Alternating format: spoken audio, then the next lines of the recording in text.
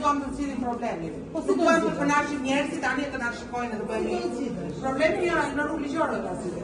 Jemi duke pritur se çfarë do na kthej përgjigje, të lutem ti mos. Kam filluar në 2014 me shkëputje të vogël 2 vjeçare dhe u riktheva në 2013 vjetësh.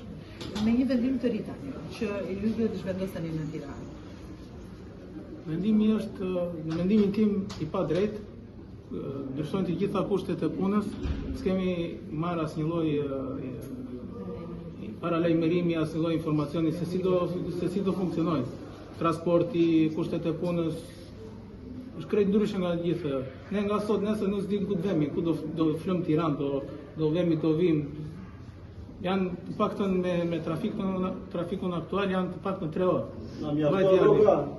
Na mjafton rruga për të përballuar gjitha këto shpenzime, nuk e di. Megjithatë, po reagoni, keni reaguar dje, po reagoni sot, çfarë prisni që të merret parasysh? Ne presim të vazhdojmë punën siç e kemi bërë tërkohës. Nuk ka munguar në Vlorë, nuk ka munguar asnjë gjë. Ne kemi ardhur të shtunën, nuk ka Ne nuk kemi munguar asnjëherë nga ana profesionale.